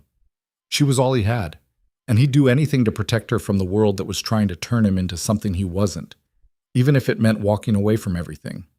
Again. The subpoena arrived on a Tuesday morning, delivered by a process server who looked apologetic as he handed Daniel the envelope. "Sorry, man, just doing my job." Daniel took it without a word, closed the door, and stared at the official FAA seal. He didn't need to open it to know what it said. They were compelling his testimony for the formal hearing on Flight 427. No more asking nicely, no more giving him a choice. He tossed the envelope on the kitchen counter and made Emma breakfast. "What's that?" she asked, pointing at the envelope while she ate her toast. "Work stuff." "You don't have work anymore." "Different work." She gave him that look, the one that said she knew he was hiding something. But she didn't push. Smart kid. The hearing was scheduled for the following Monday. 4 days away. 4 days to figure out what the hell he was going to say when they put him under oath and asked him to relive the worst 2 hours of his life in front of cameras and lawyers and people looking for someone to blame. Daniel spent those 4 days trying to prepare. He read through the flight data reports the FAA had sent him, studied the technical breakdowns of what went wrong. Hydraulic line fatigue in the primary system, cascading failure in the secondary. The kind of maintenance issue that should have been caught months ago during a routine inspection that the airline kept postponing because keeping the plane in service was more profitable than grounding it for repairs. 247 people had nearly died because someone decided a spreadsheet mattered more than safety. And now they wanted him to say that out loud. On Sunday night, Claire came over to watch Emma while Daniel went through his testimony one more time. He sat at the kitchen table, notes spread out in front of him, trying to organize his thoughts into something coherent. You nervous? Claire asked, pouring herself coffee. No. Liar. He looked up at her. What do you want me to say? That I'm terrified? That I don't know how to do this? That'd be honest. Honesty doesn't pay the bills. What's that supposed to mean? Daniel leaned back in his chair, rubbing his eyes. It means I've had 3 job offers this week. All of them want to use my name, my face, my story to sell something. One's a consulting gig with an aviation safety firm. Another's a spokesperson position for some veterans nonprofit. The third is a straight-up reality show pitch. Claire blinked. A reality show? Yeah, following me around, documenting my life, turning everything into entertainment. They're offering 6 figures. Jesus, are you considering it? I don't know what I'm considering anymore. He gestured at the notes. I can't work at the warehouse. Can't go back to flying without opening up a whole other can of worms. Can't stay invisible because my face is on every news site in the country. So maybe I just take the money and figure out how to live with it. Danny, you'd hate that. I hate this too. At least that way Emma would be taken care of. Claire sat down across from him. She doesn't need money, Danny. She needs you. The version of you that's her dad, not the version that's performing for strangers. What if I can't be that guy anymore? Then you figure out how to be a new version, but you don't sell yourself out just because it's easier. He wanted to argue, but he was too tired. Emma appeared in the doorway, rubbing her eyes. Daddy, I can't sleep. Daniel stood, went to her. Bad dream? No, can I sleep in your bed tonight? Yeah, kiddo, come on. He carried her to his room, tucked her in beside him. She curled up against his side, her breathing evening out within minutes. Daniel lay awake, staring at the ceiling until dawn broke through the window. The hearing was held in a federal building downtown, a sterile conference room with fluorescent lights and too many people crammed into too small a space. Daniel sat at a long table facing a panel of FAA. Officials, NTSB investigators, and airline representatives. Behind him, the gallery was packed with journalists, survivors from the flight, and families of passengers. He'd worn the same button-down shirt from his first meeting with Trent. It was wrinkled now, but it was all he had. Rebecca Marsh opened the proceedings, her voice formal and clipped. This hearing is convened to investigate the circumstances surrounding the emergency water landing of Flight 427 on October 14th. Mr. Daniel Hayes, you've been called to provide testimony regarding your actions during the incident. Do you swear to tell the truth? I do. Please state your full name and occupation for the record. Daniel James Hayes, currently unemployed. A murmur rippled through the room. Marsh's expression didn't change. Prior to the incident, what was your occupation? Cargo handler. Before that, I was in the Air Force. What was your role in the Air Force? Combat rescue pilot, HH-60 PAVE Hawk helicopters. How many years did you serve? 12? And when did you separate from service? 8 years ago. Why did you leave? Daniel's jaw tightened. Medical discharge. Can you elaborate? No. Marsh paused, clearly weighing whether to push. She moved on. On the night of October 14th, you boarded Flight 427 as a passenger. Is that correct? Yes. Walk us through what happened from the moment you heard the first announcement from the cockpit. Daniel did. He kept his voice steady, factual, stripping out the emotion the way he'd done in his written report. The captain's collapse, the hydraulic failures, the decision to step forward, taking control in the cockpit, the descent, the impact. As he spoke, he could see the survivors in the gallery. Some were crying quietly. Others stared at him with expressions he couldn't read. Gratitude, maybe, or something heavier. When he finished, Marsh asked, "At any point during the flight, did First Officer Brennan inform you of the maintenance history of the aircraft?" No. Did you observe any evidence of deferred maintenance or mechanical neglect in the cockpit? I observed a plane that was falling apart. I didn't have time to run an audit. A few people in the gallery laughed nervously. Marsh didn't. Mr. Hayes, the flight data recorder shows that the primary hydraulic system began degrading approximately 40 minutes into the flight. The secondary system failed 18 minutes later. In your professional opinion, could this have been prevented with proper maintenance? I'm not an engineer, but you are a pilot. You've flown aircraft with hydraulic systems. You understand how they function. Yeah. So I'll ask again. Could this have been prevented? Daniel looked at the airline representatives sitting at the far end of the panel. Two men in expensive suits, their faces carefully neutral. Yes, he said. It could have been prevented. Marsh leaned forward. How? By doing the inspection the plane was overdue for. By not prioritizing profit over safety. By giving a damn about the people who get on these planes, trusting that someone's actually checking to make sure they won't fall out of the sky. The room went silent. One of the airline reps stood. That's speculation, not testimony. It's common sense, Daniel shot back. You knew that plane needed maintenance. You pushed it back twice. And 247 people almost died because of it. Mr. Hayes, you're out of line. No, you're out of line. You put those people on a plane that wasn't safe, and you did it because grounding it for a week would have cost you money. So don't sit there and act like I'm the problem. Marsh raised a hand. Mr. Hayes, please. I'm done. Daniel stood. You asked for the truth. That's the truth. If you want to spin it into something else, that's on you. He walked out. The hallway was chaos. Reporters swarmed him the second he stepped through the door, shoving microphones in his face, shouting questions. Mr. Hayes, do you blame the airline? Are you planning to sue?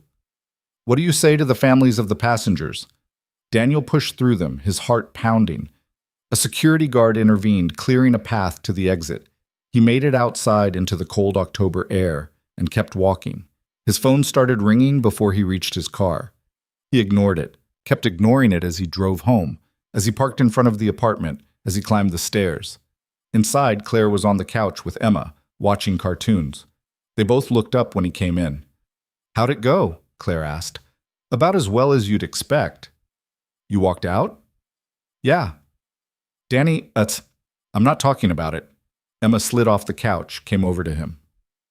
Are you okay, Daddy? He knelt down, pulled her into a hug. Yeah, sweetheart, I'm okay. You don't look okay. Just tired. She studied his face. Did you tell the truth? Yeah, I did. Then you did the right thing. He kissed her forehead. Thanks, kiddo. That night, after Emma was asleep, Daniel sat on the fire escape with a beer he didn't really want. The city stretched out below him, lights flickering in the darkness. Somewhere out there, people were watching clips of the hearing, reading articles about what he'd said, forming opinions about who he was. He didn't care, or at least he told himself he didn't. His phone buzzed. A text from a number he didn't recognize. This is Kyle Brennan. Saw the hearing. Thank you for saying what needed to be said. You're braver than you think. Daniel stared at the message for a long time, then deleted it. The fallout was immediate and brutal. By morning, Daniel's testimony had been picked up by every major news outlet.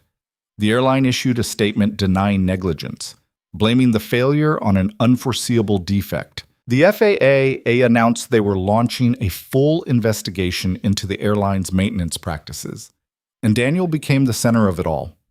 His phone rang nonstop. Emails flooded his inbox. A lawyer showed up at his door offering to represent him in a lawsuit against the airline. Daniel turned him away. You could get millions, the lawyer insisted. Emotional distress, lost wages, punitive damages. They put you in that position. They owe you. I'm not interested. Mr. Hayes, you have a case, a strong one. I said I'm not interested. The lawyer left his card anyway. That afternoon, Daniel took Emma to the park. It was one of the few places where he could still feel normal, where people didn't recognize him or at least pretended not to. Emma ran ahead, climbing on the jungle gym while Daniel sat on a bench, watching. A woman sat down beside him, mid-40s, wearing jeans and a sweater, her hair pulled back in a ponytail. You're Daniel Hayes, she said. He tensed. Yeah. I was on the plane, seat 18C. He looked at her. She was smiling, but her eyes were glassy. I wanted to say thank you, she continued. I know everyone's probably been saying that, but I need you to hear it. I have a daughter, she's 12, and because of you, I get to see her grow up. Daniel didn't know what to say. I'm sorry about everything that's happening to you, the woman said. The media, the hearing, all of it. You didn't ask for this, but you did something incredible, and I'm grateful. You don't need to thank me. Yes, I do. She stood, squeezed his shoulder gently. Take care of yourself, Mr. Hayes. She walked away and Daniel sat there, his throat tight. Emma ran over. breathless. Who was that? Someone from the plane. Did she say thank you? Yeah. Do people say that a lot? Too much. Emma climbed onto the bench beside him. Why don't you like it when people thank you? Because I didn't do it for them to thank me. I did it because it needed to be done. But they're still thankful. I know. So maybe it's okay to let them say it. He looked at her, this small person who somehow understood things better than he did. Maybe, he said. That night, Daniel received an email from the captain of Flight 427. The subject line read, "An offer." He almost deleted it, but something made him open it. Mr. Hayes, I hope this message finds you well. I've been following the aftermath of the hearing, and I want you to know that I support everything you said. The airline's practices are unconscionable, and you were right to call them out. I've been a pilot for over 3 decades, and I've never been more ashamed of the industry than I am right now. But that's not why I'm writing. I'm writing because I have a proposition for you. I'm retiring at the end of the year. My position will be opening up, and I've recommended you as my replacement. The airline has agreed to fast-track your certification and training if you're interested. I know you've been out of the cockpit for a long time, but you're a natural. And the world needs pilots like you. Please consider it. Best, Captain Robert Grayson. Daniel read the email 3 times. Then he closed his laptop and went to bed. The next morning, Emma asked him, "Daddy, are you going to fly planes again?" He froze, coffee cup halfway to his mouth. What? Aunt Claire said someone offered you a job, flying. He was going to kill Claire. It's complicated, Em. Why? Because I promised I wouldn't. Promised who? Myself. And you. She frowned. When did you promise me? A long time ago, before you'd remember. Emma climbed onto the chair across from him. But you like flying, I can tell. How can you tell? Because when you talk about it, you look different, like you're remembering something happy. Daniel set down his cup. Flying's not all happy, kiddo. Sometimes it's scary. Sometimes people get hurt. But you saved everyone. This time. So you could do it again. It's not that simple. Why not? He didn't have an answer. Or maybe he did, but it was too complicated to explain to a 7-year-old. I need to think about it, he said finally. Okay? She hopped off the chair. But Daddy? Yeah? I think you should do it, if it makes you happy. She left the room, and Daniel sat there, staring at his coffee. That afternoon, he called Captain Grayson. Hayes, the captain said, his voice warm. I wasn't sure you'd call. I'm not saying yes, but you're not saying no. I have questions. Shoot. Why me? You don't know me. You don't know if I can even pass the certification. I know you landed a plane with no hydraulics and saved everyone on board. That tells me everything I need to know. That was luck. It was skill and guts, and exactly the kind of judgment we need in the cockpit. Daniel paced his apartment. I've been out for 8 years. I'm rusty. I don't know the systems, the procedures. You'll learn. We'll train you. It'll take time, but you're capable. I have a daughter. I can't just disappear into training for months. We'll work around your schedule. You're not the first single parent to go through this. Daniel stopped pacing. Why are you pushing this? Grayson sighed. Because I've seen a lot of pilots in my career, Hayes. Good ones, bad ones, mediocre ones. And I've seen maybe 5 who have what you have. That instinct. That ability to make the right call when everything's falling apart. If I don't try to get you back in the cockpit, I'm doing the profession a disservice. I'm not sure I want it. Then figure it out. But don't say no just because you're scared. I'm not scared. Yes, you are, and that's fine, but don't let fear make your decisions for you. Daniel ended the call without committing to anything. Over the next week, he wrestled with it. He made lists of pros and cons, talked to Claire, avoided talking to Emma because he didn't want to give her false hope. The offer was generous. Better pay than he'd ever made. Benefits, stability. Everything he needed to give Emma the life she deserved. But it also meant going back to the thing he'd run from. On Friday night, he sat Emma down. I need to talk to you about something, he said. She looked up from her homework, worried. Am I in trouble? No, sweetheart. This is about me. Okay. He took a breath. You know how I used to fly planes before you were born? Yeah.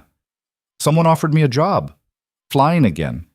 Big planes, like the one that crashed. Her eyes lit up. Really? Yeah, but it would mean a lot of training, a lot of time away from home, and I don't know if that's fair to you. Emma thought about it. Would you be happy? I don't know. Do you want to try? Maybe. She reached across the table, took his hand. Then you should try. Even if it means I'm gone sometimes. You always come back, Daddy. You promised. His chest tightened.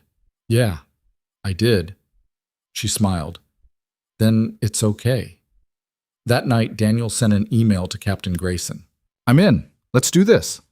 The response came within minutes. Welcome back, Hayes. You won't regret it. Daniel hoped he was right. The training started 2 weeks later. It was brutal. Ground school, simulator hours, studying systems and procedures he'd never touched before. He'd come home exhausted, his brain fried, barely able to help Emma with her homework before collapsing into bed. But there was something else too, something he hadn't felt in years. Purpose. Flying wasn't just a skill. It was part of who he was, something he'd buried so deep he'd almost forgotten it existed. And now being back in the cockpit, even a simulator, it felt like coming home. Emma noticed. You're smiling more, she said one night at dinner. Am I? Yeah, it's nice. He reached across the table, ruffled her hair. Thanks, kiddo. 3 months into training, Daniel passed his certification exam. Captain Grayson called to congratulate him personally. Told you you'd make it. Barely. Doesn't matter. You made it. Now comes the real work. Daniel's first flight as a commercial co-pilot was scheduled for the following month. Boston to Denver. A routine run, nothing complicated. He was terrified, but he was also ready. The night before the flight, Emma hugged him tight. You're going to do great, Daddy. How do you know? Because you always do. He kissed the top of her head. I love you, Em. I love you too. And Daddy? Yeah? Don't forget to come home. Never. Daniel stood in the crew briefing room at Logan International, his uniform still stiff and new, and tried not to look as nervous as he felt. The captain for today's flight, a woman in her 50s named Patricia Vance, was reviewing the flight plan with the rest of the crew. She had sharp eyes and the kind of calm authority that came from logging 30,000 hours without incident. When she got to Daniel, she paused. Hayes, your first commercial flight. Yes, ma'am. Nervous? A little. She smiled slightly. Good. Means you're paying attention. Just remember, this isn't combat. No one's shooting at us, and we're not pulling anyone out of a desert. It's just Boston to Denver. You'll be fine. Yes, ma'am. The pre-flight checks went smoothly. Daniel moved through them mechanically, his hands remembering procedures his brain was still catching up on. When he settled into the co-pilot seat and looked out at the tarmac, something settled in his chest. This was real. He was doing this. Captain Vance glanced over at him. You ready? Ready? They pushed back from the gate at 6:15 in the morning. The sun was just starting to break over the horizon, painting the sky in shades of orange and pink. Daniel ran through the checklist, his voice steady as he called out each item. Vance responded with practiced ease, and within minutes they were taxiing toward the runway. Tower, this is Flight 892, ready for departure. Flight 892, you are cleared for takeoff. Runway 27 left. Daniel's hands moved to the throttles. Vance nodded. Your takeoff, Hayes. His heart kicked up a notch. My takeoff. He advanced the throttles smoothly, felt the engine spool up, the aircraft surging forward. The runway lights blurred past. At rotation speed, he pulled back gently on the yoke, and the plane lifted into the air. Boston fell away beneath them. Daniel's throat tightened. He'd done this 1,000 times in helicopters, in combat zones, in conditions that would have grounded most pilots, but this felt different. This felt like starting over. Nice work, Vance said. Smooth rotation. Thank you. Once they reached cruising altitude and engaged the autopilot, the cockpit settled into a comfortable rhythm. Vance pulled out a thermos of coffee, poured herself a cup. So, she said, you're the guy from Flight 427. Daniel tensed. Yeah. Figured. Your name's been all over the news, hard to miss. I'm trying to keep my head down. Good luck with that. She sipped her coffee. For what it's worth, I read the incident report. What you did was extraordinary. I got lucky. Luck's part of it, but so is skill. Don't sell yourself short. He didn't respond. Didn't know how. Can I ask you something? Vance said. Go ahead. Why'd you come back? After 8 years away, after everything that happened, why get back in the cockpit? Daniel looked out at the clouds below them, vast and endless. Because my daughter told me I should. Vance laughed. How old is she? 7? Smart kid. Smarter than me. Most kids are. She set down her coffee. You got family back in Boston? Just Emma. And my sister. What about Emma's mom? Not in the picture. Vance nodded, didn't push. It's not easy, doing this job with a kid at home. The schedules, the time away. You'll miss things. School plays, soccer games, bedtime. It's part of the deal. I know. But it's also worth it. Giving them stability, a future. You'll figure out the balance. I hope so. The flight to Denver was uneventful. No emergencies, no drama, just 4 hours of smooth flying and the kind of boredom that Daniel realized he'd been craving. Normal, routine, safe. When they landed at Denver International, Vance let him handle the approach. Daniel brought the plane down gently, the wheels kissing the runway with barely a bump. Welcome back, Hayes, Vance said as they taxied to the gate. He smiled for the first time all day. Thanks, Captain. After the flight, Daniel called Emma from the crew lounge. Hi, Daddy. Hey, sweetheart, how was school? Good, we had art class. I made you a picture. Yeah, what's it of? A plane with you in it. His chest tightened. I can't wait to see it. Did your flight go okay? It went great. Were you scared? A little, but mostly I was just focused. That's good. When are you coming home? Tomorrow morning. I've got a layover tonight in Denver, then I fly back first thing. Okay. I miss you. I miss you too, Em. So much. But you're happy, right? He thought about it. The nerves, the exhaustion, the way his hands had moved across the controls like they'd never left. Yeah, I think I am. Good. Love you, Daddy. Love you too. Over the next 6 months, Daniel settled into the rhythm of commercial flying. Some flights were easy, others challenging. He dealt with bad weather, mechanical issues, difficult passengers, and the constant fatigue that came with irregular schedules. But he also found something he hadn't expected, a sense of belonging. The other pilots treated him with a mix of respect and curiosity. Most had heard about Flight 427, but they didn't make a big deal out of it. In the cockpit, he was just another co-pilot trying to do his job. And that was exactly what he needed. Emma adjusted too, though not without struggles. There were nights when he missed tucking her in, mornings when he wasn't there to make breakfast. Claire stepped in when she could, and Daniel made sure that when he was home, he was fully present. No distractions, no half attention, just him and his daughter. One evening in March, nearly 6 months after the crash, Daniel came home to find Emma waiting for him on the couch, her expression serious. We need to talk, she said. He set down his flight bag, concerned. About what? About the plane, the one that crashed. His stomach dropped. What about it? Kids at school are talking about it. They saw videos online. They said you're a hero. Are you? Daniel sat down beside her. I don't know what I am, kiddo. I just did what I had to do. But everyone says you saved them. Yeah. So why don't you ever talk about it? He looked at her, this small person who saw through every wall he tried to build. Because it's hard to talk about. Because when I think about that night, I remember being scared. I remember thinking I might not make it back to you. But you did. Yeah, I did. And now you're flying again. Yeah. Emma leaned against him. I'm proud of you, Daddy. His throat tightened. You are? Yeah, because you were scared, but you did it anyway. And that's what being brave means, right? He wrapped his arm around her shoulders. When did you get so wise? I've always been wise. You just didn't notice. He laughed, the sound catching in his chest. I noticed, Em. I always noticed. That spring, the FAA concluded its investigation into Flight 427. The findings were damning. The airline had systematically deferred maintenance on multiple aircraft, prioritizing cost savings over safety.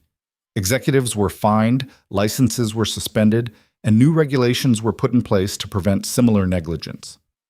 Daniel received a letter from Rebecca Marsh, thanking him for his testimony and acknowledging that his willingness to speak out had been instrumental in holding the airline accountable. He threw the letter away. The airline itself reached out through their lawyers, offering him a settlement. He refused. He didn't want their money. He didn't want anything from them except for them to do better. Whether they would or not wasn't his problem anymore. What mattered was that he told the truth, and the truth had consequences. In May, Daniel was scheduled for a flight to London. It would be his first transatlantic route, the same path he'd been on when Flight 427 went down. He tried not to think about the symmetry. Emma noticed his tension the night before he left. "You okay, Daddy?" "Yeah, just thinking." "About the crash?" He nodded. "Are you scared to fly over the ocean again?" "A little." She climbed onto his lap, wrapped her arms around his neck. "It's going to be okay. You're the best pilot ever." "I don't know about that." "I do. Because you came back. You always come back." He held her tight, breathing in the scent of her shampoo. "I'll always come back, Em. I promise." The flight to London departed at 8 in the evening. Daniel settled into the co-pilot seat beside Captain Grayson, who'd requested to fly with him specifically for this route. "You ready for this?" Grayson asked. "As ready as I'll ever be. It's just another ocean haze, same as any other." "Tell that to my hands." Grayson glanced at Daniel's white-knuckled grip on the armrest. "Still nervous after 6 months? It's not the flying, it's the memories." "Fair enough. But here's the thing about memories. They're just stories we tell ourselves about the past. They don't have to control what happens next." Daniel looked at him. "You get that from a fortune cookie?" Grayson grinned. "Self-help book my wife made me read. But it's true. You're not the same pilot who landed that plane. You've trained, you've grown, you've learned. This isn't then. This is now. Easy to say, harder to believe, but try." They pushed back from the gate, and Daniel went through the pre-flight checks with practiced precision. When they lifted off, Boston disappearing beneath them, something shifted in his chest. Not fear, not anxiety, just acceptance. He was flying again. And that was okay. The Atlantic crossing was smooth, no turbulence, no mechanical issues, just hours of quiet night flying. When they reached the halfway point, the same stretch of ocean where Flight 427 had gone down, Daniel looked out at the darkness below. Somewhere down there, the wreckage of the 767 sat on the ocean floor. 247 people had walked away from that crash. 247 lives that could have ended but didn't. Because he'd been there. Because he'd made a choice. "You good?" Grayson asked, noticing his silence. "Yeah, I'm good." And he meant it. When they landed in London the next morning, Daniel called Emma from the hotel. "How was the flight?" she asked, her voice sleepy. "It was the middle of the night in Boston. It was perfect. Not scary? A little, but I handled it." "I knew you would." He smiled. "Get some sleep, kiddo. I'll see you tomorrow." "Okay. Love you, Daddy." "Love you too, Em." A year after the crash, Daniel received an invitation to a reunion organized by the survivors of Flight 427. It was being held in New York at a hotel near LaGuardia. He almost didn't go. The idea of facing all those people, of being thanked and praised and treated like something he wasn't, it made his skin crawl. But Emma convinced him. "They want to see you, Daddy, and maybe you need to see them too." She was right. She usually was. The reunion was held in a large conference room filled with people Daniel barely recognized. But they recognized him. The moment he walked in, conversation stopped, heads turned, and then, one by one, they started applauding. Daniel froze. The applause grew louder, filling the room, and people stood. All of them. A standing ovation for something he still didn't feel like he deserved. Kyle Brennan appeared at his side, grinning. "Told you were a hero." "Shut up, Kyle." "Never." They found a quiet corner and Brennan filled him in on what had happened since the crash. He'd continued flying, had gotten promoted to captain, was engaged to a flight attendant he'd met during training. "What about you?" Brennan asked. "How's the flying going?" "Good. Really good, actually. You happy? Daniel thought about it. Yeah, I think I am. Good. You deserve it. Jessica Carmichael found them next. She looked different, lighter somehow, less burdened. Hayes, she said, pulling him into a hug. It's good to see you. You too. I wanted to thank you. Again. I know I already did, but I need to say it one more time. You gave me my life back. You don't need to. Yes, I do. Because of you, I got to watch my son graduate middle school. I got to take him on vacation. I got to be his mom. And I'll never forget that. Daniel's throat tightened. I'm glad. Throughout the evening, survivors approached him. Some shared their stories, what they'd done in the year since, how they'd changed, what they'd learned. Others just wanted to shake his hand. A few cried. And slowly something shifted in Daniel. He'd spent so long running from what happened, trying to minimize it, trying to convince himself it didn't matter. But looking at these people, alive, thriving, grateful, he realized it did matter. Not because he was a hero, but because he'd made a difference. And maybe that was enough. Near the end of the night, the woman from the park, the one with the 12-year-old daughter, approached him. I wasn't sure you'd come, she said. Almost didn't. I'm glad you did. She paused. I wanted to tell you something. After the crash, I quit my job. It was high-stress corporate consulting, the kind of thing that eats your soul. And I realized, sitting in that raft, freezing and terrified, that I'd been wasting my life. So I quit, started teaching, and I've never been happier. Daniel smiled. That's great. It is. And I wouldn't have done it if we hadn't crashed, if you hadn't saved us, so thank you for the crash and for the second chance. She walked away and Daniel stood there, her words echoing in his head. A second chance. That's what he'd given them. And maybe, in the process, he'd given himself one too. When Daniel got home the next day, Emma was waiting with a homemade card. On the front, she'd drawn a plane, crude but recognizable, with stick figures inside. At the bottom, in her careful handwriting, it said, To the best daddy and the best pilot. Oh, inside she'd written, You're my hero, even if you don't think you are. Daniel read it 3 times, his vision blurring. You like it? Emma asked. I love it, sweetheart, she beamed. Good, because it's true. He pulled her into a hug, holding her tight.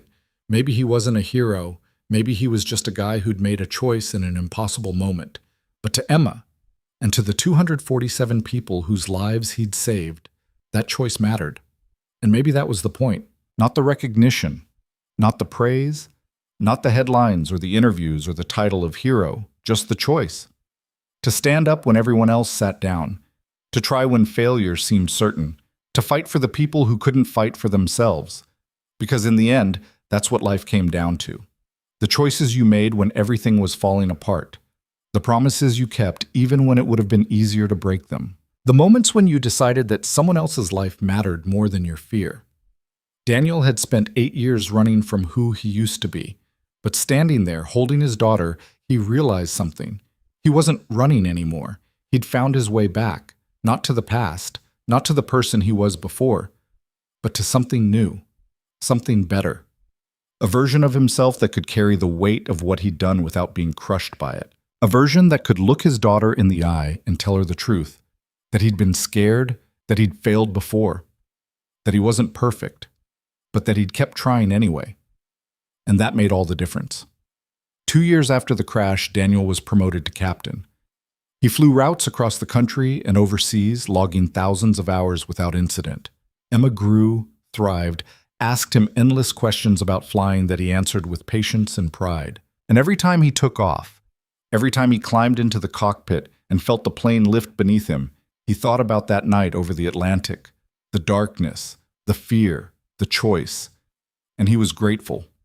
Not for the crash, not for the trauma or the chaos or the lives that had hung in the balance, but for the reminder that even in the worst moments, when everything seemed lost, there was still a choice: to give up or to keep fighting, to run or to stand your ground, to break your promises or to keep them, no matter the cost.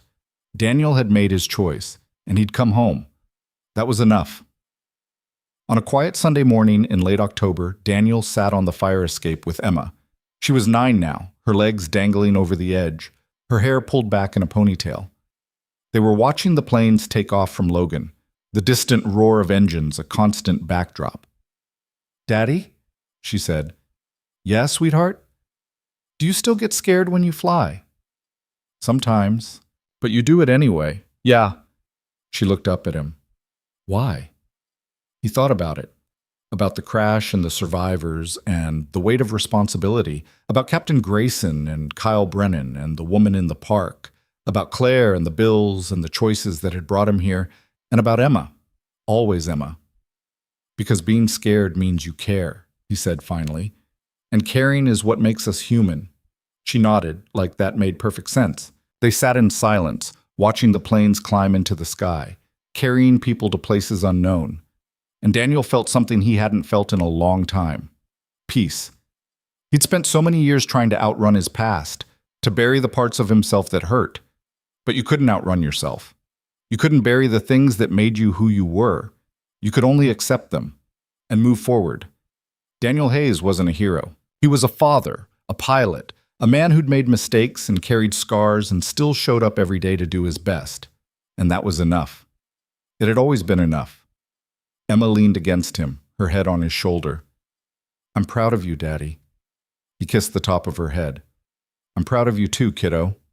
Below them, the city hummed with life. Somewhere out there, people were boarding planes, trusting strangers to get them home safely. Trusting that when things went wrong, someone would step up. Daniel had stepped up once, and if he had to, he'd do it again. Because that's what you did when people needed you. You showed up, you made the hard choice, and you kept your promises, no matter what.